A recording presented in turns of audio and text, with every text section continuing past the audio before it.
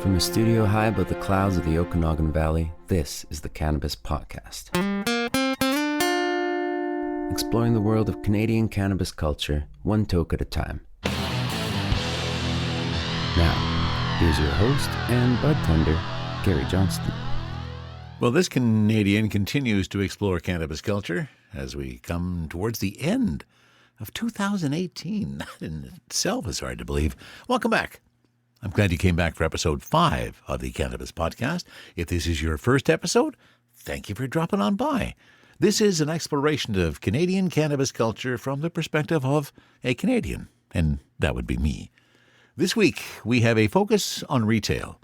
Since a lot of our discussion up to this point has been, if you can't access the cannabis, it's pretty hard to smoke it, consume it however you would like.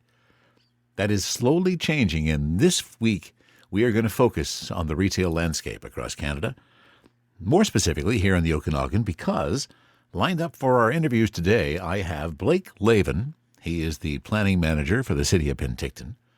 And I have from the city of Kelowna, Ryan Smith, the community planning manager. And both of them are going to share their city's approach and ideas to cannabis legislation and retail outlets, and where they see us and when they expect we might see stores here in the Okanagan. There was some musings of late that perhaps Lake Country was going to be available with a new store, perhaps sometime in the new year. That may still happen, but in fact, I just spent the last few hours researching all of the numbers as they exist today for retail outlets, and the place in Lake Country is not currently on the list, so that may still be a while. Can you believe, well, I can't believe, that British Columbia has probably the smallest number, if you discount none of it, where everything is online, and Ontario, where everything is online. We have the smallest number of stores of any province in the country as of this stage. We just got our 4th. There is a store that has their license now. I think they opened last Saturday on 4th Avenue in Vancouver. Now that's irony. 4th Avenue in the 60s and early 70s in Vancouver used to be the place to go to get your cannabis, and now, lo and behold, you can go to a legal cannabis store on 4th Avenue in Vancouver. So that brings in British Columbia a total of 4 private stores. Still just the one government store, that is the one in Kamloops. But our 4 private stores now, there's 2 in Kimberley. Something is really happening in Kimberley, I've got to say. One way up north in Pouce Coupé, or Pouce Coupé as they like to call it. And the one previously mentioned just got their license and just opened this last Saturday in Kitsilano in Vancouver. That's 4 in the province of British Columbia. The entire province. Okay, 5 if you include the BC government store in Kamloops. But still, as I'm going down my list, Calgary in and of itself has more than we have in the entire province. There are 7 stores of one particular company in Calgary, and we have 5 in BC. So let's take a look across the country. Here's the lowdown of cannabis retailers across Canada at the end of 2018. As mentioned in BC, so we have the 4 private ones and 1 government liquor store. In Alberta, they are all private, as I was able to determine. Now, if some of this information is not accurate, don't blame me. I'm not the de facto standard for which province, where you can buy it, and how you can buy it. I expect you to do your own research on that. This is basically the summary that I had collected of all the stores that are available, and that's simply what I search for. The cannabis retail locations in each particular province and territory. And here are the results. Alberta, 65, believe it, 65 across the entire province. That's how many cannabis retailers they have. Astounding, again, when I come back to 5 in British Columbia. Saskatchewan's doing pretty good too. Saskatoon has 2 stores. Regina has 3 stores. Moose Jaw has 2 stores. You add all those up together with the other ones across the province. And in the province of Saskatchewan right now, you can find cannabis being sold at 15 different retailers. Let's move a little further east into Manitoba. Brandon, 2 stores. Winnipeg, 9 stores. 16 in total across the province in Winnipeg. Now, Ontario, as we've already mentioned, there's only one place to buy cannabis in Ontario. That is online at the ocs.ca, and that's a whole other episode to talk about the problems they've had since legalization on October 17th. Moving into Quebec, where, of course, everything is being controlled by the government, the Société Québécoise du Cannabis, 12 stores across the province.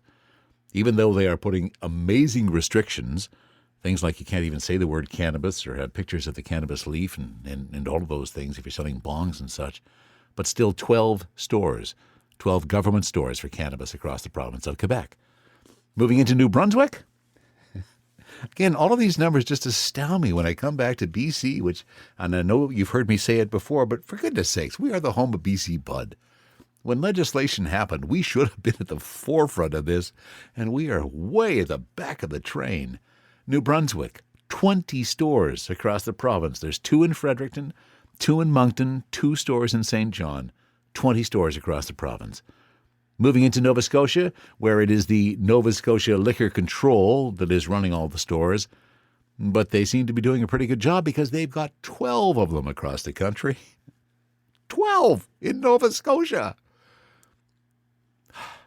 Just astounds me. Prince Edward Island, as we continue our look east, 4 stores. There's one in Charlottetown, Summerside, Montague, and West Prince region. 4 in Prince Edward Island. Moving into Newfoundland, where we have talked with a couple of people. We've talked with Ian Power in our very first episode. Last week we talked with Thomas H. Clark. Newfoundland, 25 stores they currently have across the province that are selling cannabis. Astounding. Corner Brook has 2 stores. St. John's has 6 stores. Let's move up to the Yukon. Now this makes me feel a little better. Only from the perspective of there is at least another territory or province that has worse access than we do. Yukon has 1 store. There is only 1 store that I was able to locate that is in Whitehorse, and it is the Government Cannabis Yukon store. Northwest Territories, there's 5 across the territory. And now Nunavut, which is the last place that we will take a peek at, they are only doing online sales, so there are no physical stores. That is your retail outlook across Canada at the end of 2018. We are 2.5 months into legalization of cannabis. And as you can tell by that summary of where these stores are, there is such a mishmash of accessibility to cannabis across our country. Let's hope that 2019 things get a lot better than they are now. From the Cannabis-infused studio in the clouds, this is the Cannabis Podcast. And somehow it seems appropriate, with the Cannabis Podcast being centered in the Okanagan region of British Columbia, after we've had a big discussion about retail across the country, that we now take a look at what's happening with retail here in the Okanagan. And I'm very pleased that I have 2 people from 2 of the major cities in the Okanagan. The city of Penticton, Blake Lavin, is here, and from the city of Kelowna, Ryan Smith will be here for an interview a little bit later. In each case, they tell us about what the plans their city has for getting cannabis retailers established within their city limits. We're going to start down with the city of Penticton. Blake Lavin is the planning manager for the city of Penticton, who graciously gave us some time to answer some of our questions. And I started off with probably the biggest question of them all. What impact has cannabis legalization had on the city of Penticton? Yeah, that's an interesting question. I guess when the announcement about pending legalization happened back after the 2015 election, we really didn't know what effect that would have at the local level. I bet. And as the task force was working on their work at the federal level, the picture became, I guess, clearer and clearer as we got closer to when actual legalization was happening. Then I think things became really clear when the federal government basically outlined their framework for how it would work, with the federal government dealing with product quality, production, advertising rules, that sort of stuff, and then it would be up to the provinces to deal with the distribution. And then when the provincial government, the BC government, outlined how they would be dealing with it by giving the local government some control over how many shops they had in their communities and locations that those shops could be. I think that's when we really put our mind to creating some local policies and dealing with the legalization question from both a retail storefront perspective as well as a public consumption perspective. What has been the biggest challenge for you, Blake, as you've been heading down this path? I think from the staff level, when we're trying to create policy, it really is just all the competing interests. We have people at the city level that have their own opinions from our RCMP and bylaw officers and our other planning staff and our licensing staff. So we're dealing with those competing interests. And then again, we have our business community, we have the prospective retailers, and city council. So I think everybody comes at it with a different perspective and a different end goal. So it's really trying to develop policy and come up with the ways that are going to sort of achieve the best interests of the entire community. Where some of the loudest voices might not be the ones that are necessarily leading to the best outcomes for the overall community. So I think that's really the biggest challenge, is just dealing with all the competing interests. I will have to say though, like as a planning professional, this is probably a once in a lifetime opportunity that you have this this massive underground industry that's being brought into legitimacy and so much control at the local level over locations of where these can be, where this can happen. So I think with the amount of money that's involved and the amount of change that's happening, it's a really interesting time to be involved in the policy development side of things. I bet it is for a professional like yourself, because as you say, you're probably not going to have another occurrence where something underground is now suddenly going to be legalized. Very good point. Have you had to hire any more staff, Blake, in order to keep up with the demand? We haven't hired any staff yet, and I don't think we anticipate it. I think we plan to have this as a project this year, and then coming into 2019, when we're going to be processing applications for the retail storefronts, I think we've seeing a bit of a slowdown on the development side of things, so I think we can deal with this with our existing staff levels. Oh, excellent! That's got to feel good for you. Yeah, once the stores are established, it's not going to be a lot of staff time on it. It's just going through the process of the applications for each individual store. How many applications have you received to date? Well, there's, I guess, two parts to that question. So we've received referrals from the provincial government. So the provincial government is actually the licensing authority for retail storefronts. Right. The city of Penticton doesn't issue cannabis licenses. We issue a business license at the end of the process, but really it is the provincial authority that says, yes, you can sell cannabis through a retail storefront. So we've had 7 stores referred to us from the provincial government. Okay. And we've also had the provincial government themselves have expressed an interest in opening a BC Cannabis store in Penticton. But through this, the policy planning process, we have established a local application process, and that's the process that the stores will get their local government support. And we've received 3 applications through that. Okay. And they need to have the government store. Okay. And they need to have that local government support before they go to the province to say, I want to be a retailer? Is that correct? The way that it works is they would apply to the province. They start their application with the province, and once they reach a certain level of vetting, then the province sends a referral to the local government, and then that's really where we get involved. That's where we do our consultation with the public on that particular location, and then we'll be making a recommendation to City Council, and then Council will pass a resolution either in support of a storefront at that location or the alternative. And what we understand, or the way the legislation is written, the provincial legislation, the province won't issue a license unless they get support for the location from the local government. One question that I have, and was talking to a number of people before sitting down for some of these interviews, and the question that keeps popping up is, both the city of Penticton and many places in the Okanagan had dispensaries that were on the illegal side of things before we came to legalization.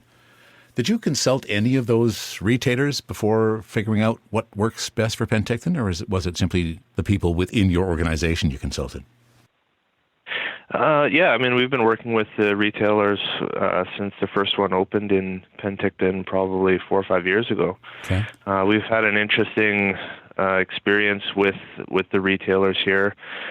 We had a cafe that opened up, and it came to our attention that this cafe was selling cannabis through the cafe, and we challenged their business license. And that process really is an appeal to City Council, whereby our license inspector makes an application to City Council to take away their business license for conducting for whatever reason. In this case, it would be conducting an illegal operation. Right. At that hearing for that business license cancellation, a lot of people in the community came out and said that cannabis was an important, for medical reasons, was important to their health and their lifestyle, and this particular shop was important to their life. And I think council was very sympathetic to that, the response that was received. Okay. So council actually directed staff to look at ways that we could license these stores prior to legalization happening. And we actually did license 3 stores. We gave them business license through a temporary use permit, which is a process where you can allow a use to happen when it doesn't meet zoning. Mm-hmm. So we actually did license for 6 months 3 cannabis dispensaries prior to legalization happening. And it wasn't unprecedented. Of course, Victoria, Vancouver, a few other communities were doing a similar thing. But then we had a few court challenges from dispensaries that didn't receive licenses from us. Of course. And unfortunately, we had to, after the 6 months temporary use permits expired, we had to not extend them. Okay. But we did license them. Yeah, and it's nice to hear that you were taking that knowledge into account as you look towards the future. So appreciate that. Yeah, and I think when we look at the people we did issue licenses to originally, some of them have come forward to make applications to open legitimate stores now through the provincial licensing. So I think our goal was always not to prejudice people that had opened the stores previously. Mm-hmm. The idea is that we would treat them the same way that we treat any other applicants that came forward. So, and we've certainly tried to keep the people that were operating those businesses in the loop with what we were doing as far as the policy development, and they were given opportunities to participate in the open houses and fill out the surveys and all the other ways that we were engaging the rest of the community as well. So if you had a crystal ball, when do you think the first retail outlet will be open in Penticton? What's your guess? Yeah, that's a tough question. I think with what happened at the council meeting last night, where there's going to be another public hearing on the new amended bylaw that takes that Main Street prohibition out. So that public hearing will happen January 8th. And then we've extended the application window for the first set of applicants out till February 1st. So we're going to see, a lot of public consultation on the individual locations happen after February 1st, and that process could be a couple months long, and then it really goes back to the province to close the loop on the licensing on their side. So I mean, as early as March, April, May, we could see storefronts operating in Penticton. If you had the opportunity to say either to the province or to the feds something that they could have done differently, which would have helped the city of Penticton in that, is there anything that comes to mind? That's a good question. I mean, I feel the province was a little bit later than some of the other provinces in coming out with their framework. So we had questions over how much control at the local level we would have. But I think since they made their decisions, you have to be sympathetic with the fact that everybody's sort of dealing with this federal direction, and it's been I'm assuming that even at the provincial level, it's been an interesting time for them as well. Yeah, so, I'm sure you're right. Well, thank you very much for taking some time to speak with us today, Blake. I really appreciate getting a better understanding of what's happening in the city of Penticton. It sounds like you got things together, and we're looking for stores to come up in spring or summer next year. Sure. No, not a problem. Excellent. Thank you, and you enjoy the rest of your day, sir. Thank you. It is really interesting to get a sense of how much effort it takes for these cannabis retailers to go through the process at each municipality and the provincial government to get a store in front of us where we can go and buy our cannabis. And now we're going to move down the highway a little bit, up Highway 97 from Penticton. We're going to stop now in the city of Kelowna. And I'm pleased to have another discussion, this with the Community Planning Manager for the city of Kelowna, Ryan Smith. And we pick up the conversation just after I have welcomed Ryan to the podcast. Thank you, Gary. Yeah, I'm glad you could take some time to answer some of our questions and provide perhaps a bit more clarity, as I'm sure you're getting asked that question a lot. Every day. Yeah, every day, exactly. And in fact, I'm going to start with the biggest question of them all, Ryan. And so how has legalization impacted planning here in the city of Kelowna? Certainly, it impacted our resources. Normally in a planning department, we do a lot of permitting for commercial and residential developments and subdivisions and those typical things. Part of our business is also liquor licensing. So as an extension to that, when cannabis legalization came up, it was my team who has been on the leading edge of that probably for the last year and a half. And your team has been doing a lot of work in that last year and a half as well. Yeah, definitely. I mean, we've been watching for the various levels of government, the federal government, the province, to let us know, how we can regulate it at the local level. And then once we knew how, there was a discussion to be had with our local politicians about, how we regulate it with the tools that we've been given, which has sort of led us down the road to the system that we have in place today. I'm curious, did you have to hire any additional staff to handle the load that cannabis legalization generated? No, we used resources that we had internally, and it's hard to hire a new person who doesn't understand our processes to deal with something like that.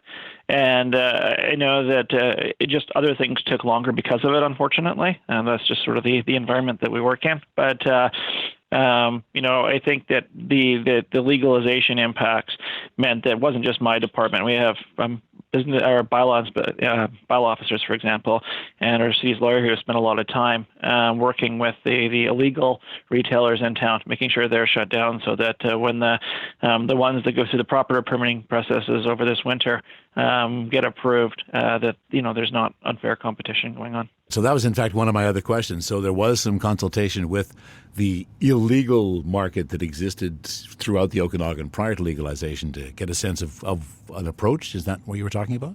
I wouldn't say consultation. I know that we'd certainly discussed with our council, an approach to dealing with the illegal, retail dispensaries in town, and it was agreed that we should do our best to shut them all down to level the playing field for the legal ones when they started to come on stream. From your perspective, what has been the biggest challenge that you've had to face so far?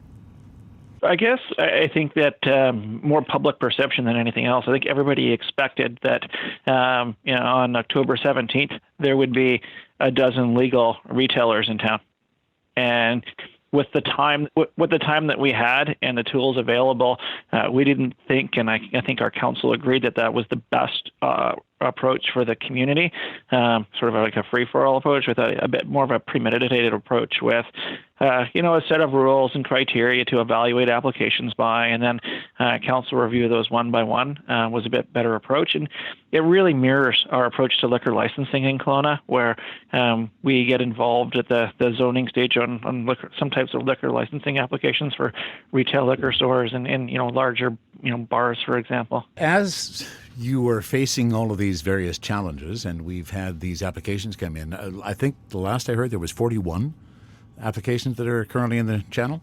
Yeah, we accepted applications for a 2-month period, and we received 41 in total. And we've gone through those 41 over the last few weeks now to determine, which ones are they missing anything? Can we process them? And there's a few that were withdrawn. There's a few that remain incomplete. But it looks like we'll get somewhere between 31 and 37 total applications by the end of this week. And then those will go into our committee review process in January. With what you've got facing you now, what's your best guess for when we're going to see a retail outlet here in Kelowna? My best guess is probably July of next year, although it could be a little bit quicker. And that's just based on all the steps that have to occur? Oh, yeah, I think we've got a review committee that is evaluating all of those 30-some-odd applications in January. And so each application will get a score. Those that score the highest will move forward into the actual rezoning process. And that process will take 4 to 6 months, depending on the sort of the complexity of the rezoning application and whether or not council approves them. So if those start to happen, go into our system mid-February, February, March, April, May.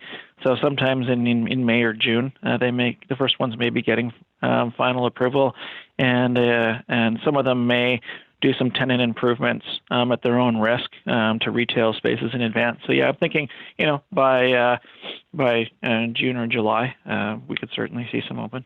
And as I understand it, Ryan, the first application has to go to the province, and that has to have the approval of the city. Is that correct? Not necessarily. So the province wants the city's confirmation that the zoning supports the retail use, for example. So the city won't give the province any feedback on that until the rezoning processes for those who move through that process are completed. So someone could apply for a rezoning and move through that process without an application to the province and wait and do that afterwards. Have there been any stumbling blocks, Ryan, either for you or your staff that have been unexpected up to this point? No, I mean, I think that certainly it's a process that is a new one, and we did it before with liquor, though, so we kind of had an idea with retail liquor stores, the challenges that we faced, and we've had a long-standing relationship with liquor and cannabis control at the provincial level. That's a good one, and so we've had great communication with them, and I think that there will definitely be some hiccups along the way where we sort of scratch our heads and say, you know what, there's a question or a scenario that we didn't anticipate. And the one with, for example, when we're doing our committee review of applications and ranking them, we've said that any applications within the same area that score within 5% would go into a lottery. But we haven't figured out, how do you conduct a lottery fairly? So that's something that we haven't really sorted out yet, although one of our staff members does on a bingo wheel set. So that may be one of the ways we do it, with maybe some ping pong balls or something. So. Sometimes one needs to bring innovation to the table to find the proper answer. Exactly. Excellent. One thing we are doing with that process, though, is we hired someone to do independent oversight of it, so a consultant that will come in from Grant Thornton and make sure that when we're doing our assessment, we're following our criteria and the analysis is fair, and that they'll report out at the end of the process, and that report will go on to council so that they can be assured that the applications that do come forward have been treated fairly. Well, thank you so much for the time you've taken to give us some answers to our questions, Ryan. Appreciate it. I have one final question for you. Let's assume that the federal government and the provincial government are listening. What advice would you give them that could have made your job easier with cannabis legalization? I think we rushed the timing a little bit. I think that someone at the province said it best to me. It's like we're all flying a plane, but redoing the electronics and fixing the landing gear and deciding, whether or not we like the sort of the wings or we want a different model of wings all at the same time, and rather than lining it up, and I think that certainly it's working out, but it's kind of, you're seeing it all over the province. The implementation definitely isn't uniform, and all sorts of jurisdictions are doing all sorts of different things, which is good, but it's also confusing, and there's a lot of bureaucracy. So I think maybe if we'd taken a little bit more time to think it through and work on it, we might have ended up with a bit simpler system that was more sort of easy to implement across BC. That probably would have been sage advice, and I really love that analogy. I'm going to remember that one. That's a good one. Excellent. Well, thank you for your time, Ryan. I appreciate it. Yeah, you no problem, enjoy the Gary. rest of your day, sir. Yeah, I appreciate it. You too. Bye now.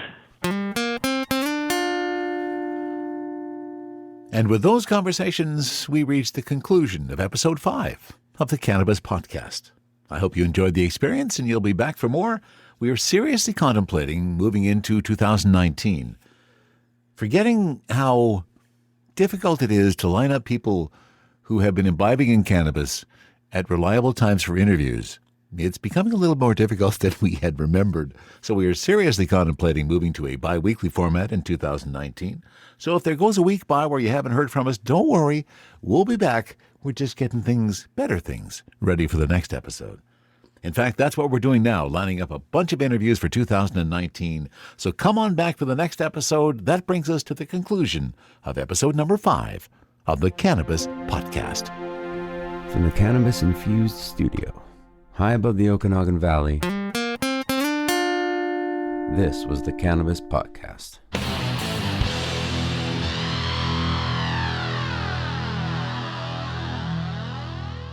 Thanks for listening to today's show. To check out more great cannabis podcasts, go to podconnects.com. Here's a preview of one of our other shows. Are you looking for the next great cannabis business to invest in? Then you need to check out the MJ Bulls podcast. Hi, I'm Dan Humiston. Join me each week as I speak to both cannabis entrepreneurs who are raising capital and cannabis investors who are investing capital. Our 10-minute episodes are perfect for the busy investor. Start listening to the MJ Bulls podcast today, wherever you listen to podcasts, and who knows, maybe you'll discover the next cannabis unicorn.